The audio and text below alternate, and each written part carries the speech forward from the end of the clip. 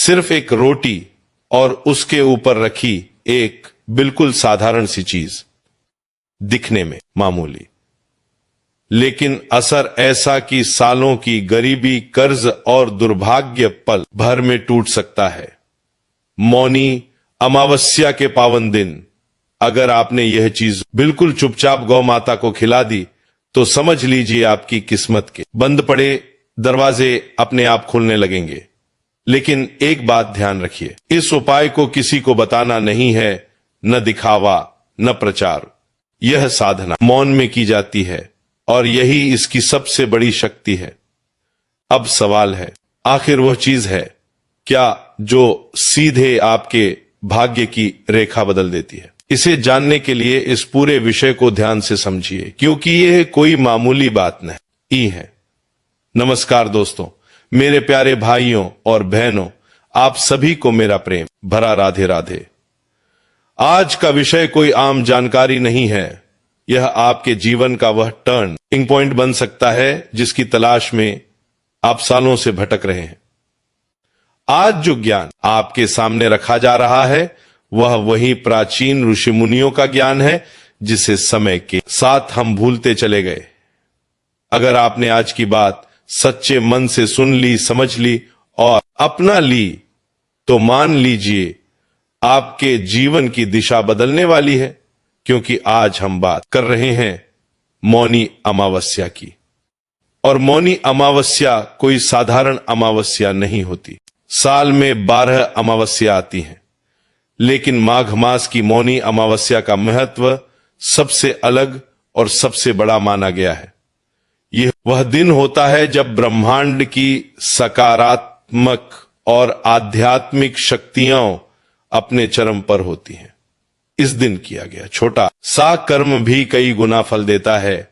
इसीलिए लोग कहते हैं, हम मेहनत तो बहुत करते हैं, सुबह से शाम तक कोल्हू के बैल की तरह काम करते हैं, पसीना बहाते हैं, लेकिन पैसा हाथ में टिकता नहीं, कर्ज उतरता नहीं, बीमारी पीछा नहीं छोड़ती, बच्चों की शादी अटकी रहती है, घर में रोज झगड़े होते हैं, भाई भाई से लड़ता है, पति पत्नी में तनाव बना रहता है।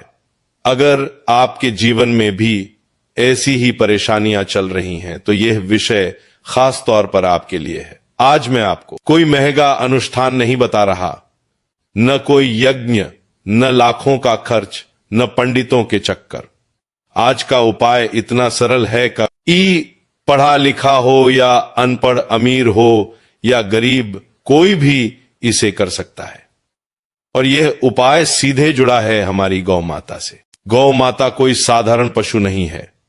गाय सिर्फ दूध देने वाला जानवर नहीं, गाय एक चलता फिरता मंदिर है। हम मंदिरों में जाकर पत्थर की मूर्तियों पर दूध चढ़ाते हैं, लेकिन जो साक्षात जीवित देवता हमारे घर के बाहर खड़ा है उससे हम अक्सर अनदेखा कर देते हैं। कभी कभी तो डंडा मारकर भगा भी देते हैं। शास्त्र कहते हैं यही हमारे दुर्भाग्य का सबसे बड़ा कारण बनता है। शास्त्रों में साफ लिखा है कि गौ माता के शरीर में 33 कोटि देवी देवताओं का वास होता है। जरा सोचिए, जब आप एक रोटी गौ माता को खिलाते हैं तो वह रोटी सिर्फ गाय के पेट में नहीं जाती, बल्कि 33 कोटि देवी देवताओं को अर्पित हो जाती है। भगवान श्री कृष्ण, जो स्वयं पूरे ब्रह्मांड के स्वामी हैं, उन्होंने भी नंगे पांव गौ माता की सेवा की, गायों को चराया। जब भगवान खुद गौ सेवा करते थे तो हम और आप किस गिनती में आते हैं? इसीलिए कहा गया है, गौ सेवा से बड़ा कोई उपाय नहीं। अब समझिए मौनी अमावस्या का असली अर्थ। और मौनी शब्द आया है मुनि से, और मुनि का अर्थ होता है जो मौन रहता है। हमारी वाणी में बहुत बड़ी शक्ति होती है, लेकिन हम दिन भर बोल बोलकर अपनी ऊर्जा नष्ट कर देते हैं। शिकायतें, झगड़े, कड़वे शब्द, गुस्सा, यही सब हमारी किस्मत को कमजोर करता है। लेकिन मौनी अमावस्या के दिन जब हम मौन रहते हैं तो हमारी सारी ऊर्जा भीतर इकट्ठी होने लगती है, और जब इस एकाग्र मन से कोई संकल्प किया जाता है, कोई उपाय किया जाता है, तो वह सीधे ईश्वर तक पहुंचता है। इसीलिए आज जो उपाय बताया जा रहा है उसकी पहली शर्त यही है, बिल्कुल चुपचाप। अब ध्यान से सुनिए, आपको करना क्या है। इस उपाय को आधा अधूरा मत समझिए, क्योंकि अधूरी जानकारी नुकसान कर सकती है। मौनी अमावस्या के दिन सूरज निकलने से पहले उठिए। उठते ही अपनी हथेलियों के दर्शन कीजिए और धरती माता को प्रणाम कीजिए। फिर स्नान करें। अगर पवित्र नदी पास हो तो वहां स्नान करें, नहीं तो घर के पानी में थोड़ा सा गंगाजल मिला लें। मन में भाव रखें कि आप गंगा में ही स्नान कर रहे हैं। हर हर गंगे कहते हुए स्नान करें। स्नान के बाद साफ कपड़े पहने। उस दिन काले या नीले रंग से बचें। पीले या सफेद वस्त्र अधिक शुभ माने जाते हैं। इसके बाद घर के मंदिर में जाएं, घी का दीपक जलाएं, भगवान विष्णु और माता लक्ष्मी का ध्यान करें। अमावस्या पितरों का भी दिन होता है, इसलिए अपने उन पूर्वजों को याद करें जो इस संसार से जा चुके हैं।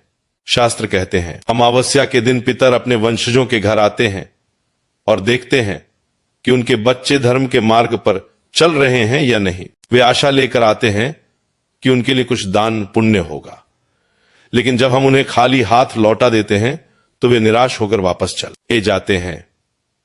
और यह निराशा आशीर्वाद नहीं, श्राप बन जाती है। यही आगे चलकर पितृदोष बनता है। अब ध्यान दीजिए मुख्य उपाय पर, क्योंकि यहीं से किस्मत की दिशा बदलती है।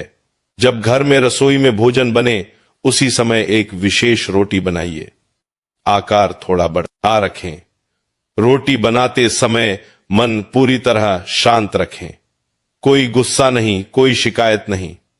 मन में बस ईश्वर का स्मरण, मंत्र मन ही मन जप सकते हैं, लेकिन मुंह से एक शब्द भी नहीं। अब इस रोटी पर वह चीज रखें जो आपकी किस्मत की चाबी है, गुड़ और काले तिल। गुड़ सूर्य का प्रतीक है और काले तिल शनि, राहु, केतु और पितरों से जुड़े दोषों को शांत करते हैं। थोड़ा सा शुद्ध देसी घी लगाकर गुड़ और काले तिल रखें। अब रोटी तैयार है। इसे लेकर घर से बाहर जाएं। गौ माता के पास पहुंचकर दूर से ही दंडवत प्रणाम करें। मन ही मन प्रार्थना करें। फिर पूरे प्रेम और श्रद्धा से अपने हाथों से रोटी खिलाएं। रोटी फेंकनी नहीं है। जब गौ माता आपकी हथेली से रोटी खाएंगी और उनकी जीभ आपकी हथेली को छुएगी, यही वह क्षण है जहां से भाग्य बदलना शुरू होता है। इसके बाद गौ माता के गल कंबल को प्रेम से सहलाएं, परिक्रमा करें और पूर्ण मौन में घर लौटाएं। बस इतना ही, ना पैसा ना दिखावा, सिर्फ श्रद्धा। मैं प्रार्थना करता हूं कि इस मौनी अमावस्या पर आपके जीवन का हर अंधेरा दूर हो। आपके घर में सुख, समृद्धि और शांति हमेशा बनी रहे। गौ माता का आशीर्वाद आप पर और आपके पूरे परिवार पर सदैव बना रहे।